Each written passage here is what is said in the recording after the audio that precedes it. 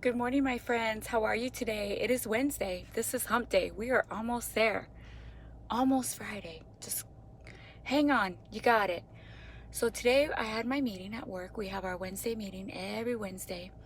I was in charge of the training today, and my topic was safety in the home, which I am very interested in. It's very important. Just wanted to go over a couple things with you and remind some of you about safety, things maybe you didn't think of, or things we need to work on, things we need to look at, install. There were some things that I didn't even think about until it comes up. Smoke alarms, very important. Every room, every sleeping room should have a smoke alarm and a large living area. If it's a two-story, each story should have them, and especially in each sleeping area. You don't want them, of course, you don't want them one in the kitchen because, of course, false alarms. If I was cooking, definitely don't want a smoke alarm in the kitchen or near the kitchen. Garages where the automobile exhaust might cause false alarms, or attics or unheated spaces. You want to maintain your smoke alarms also. You want to clean them 3-4 times a year with a vacuum cleaner. You want to replace the batteries. Make sure the batteries are always working. Smoke alarms do expire. You need to replace them every 10 years and never paint a smoke alarm. You want to test them each month also. Very important. Just wanted to go over that with you. There's different kinds. There's ones that are wired in, and there's also ones that are battery operated. Carbon monoxide detectors, they're not required, they are recommended to have at least one detector in your home. If you have a two-story, there should be one on each story. Very important. You don't want carbon monoxide poisoning. It's odorless, it's colorless, and it's a deadly gas. I also went over double cylinder locks, which I never thought about until I became a property manager. Yes, they're nice to keep burglars out, and they keep the tenants safe. However, in case of emergency of fire, how are you going to get out if you don't have the key? You can't think. What if you can't reach the key? Some people say, well, I have the key right next to it. No, during an emergency, you're not always in your right mind. You can't think. So double cylinder locks are very dangerous. If we have a home that we're gonna manage, if they have a double cylinder lock, we make them change it. It needs to be a thumb turn. No double cylinder locks. Wrought iron window bars, those are keep burglars out. However, they can keep you in, and if there's a fire, you don't want to be in your home. You don't want one with keys. You want one that has the emergency release on all of them to be safe. And you also want them to where a child or elderly can be strong enough to release it also. Those could be very dangerous. You want to make sure they do work.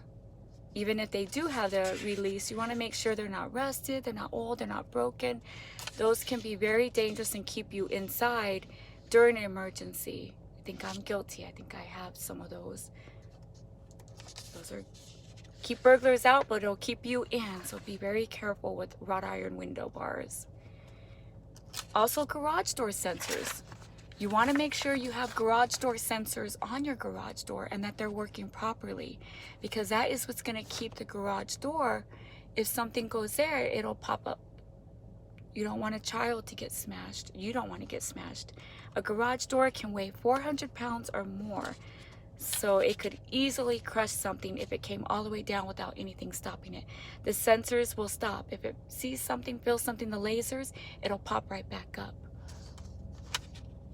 Very, very important. Also about gas water heaters, don't store anything next to it. No flammables, no materials. Don't block it. Don't put any obstructions near it. Make sure it has plenty of space and proper ventilation. Also, a gas furnace. You want to be very careful with gas furnaces, what you have around it, and you want to make sure they're working properly. Not just gas furnaces are dangerous, space heaters are very dangerous. People need to really be careful with space heaters. The winter's coming, so you want to make sure you're very careful. I have seen so many carpets that have burned from people who have told me it was from a space heater, so be very careful. Let's see. Pool safety, a big one. Even though summer is gone, we still have pool safety issues. We need barriers. We need gates around the pools. Doggy doors. Kids can crawl out doggy doors, crawl right into a pool. Fences, pool fences, a certain height. You don't want anything where a child can climb up on and climb over the fence. You want self-latch. The gate should have a latch that self-latches, locks on its own. You also want, if you don't have that, but also even if you do, it's a good idea to have chimes, alarms on each door and window that goes out to the pool. That way you're notified if that door or window opens. They have chimes, alarms. I am also surprised, I didn't know about this, but I learned about an alarm, that underwater pool alarm. I never heard about that, but I learned. I did some research. And you can install an underwater pool alarm, and it alarms when something's in your pool. Pretty interesting. Just a little bit of safety. There's a lot more I could go over, but just wanted to give you a heads up and things to think about. We want to keep you safe and happy. Remember, safe, happy day today. Mwah. Have a good one.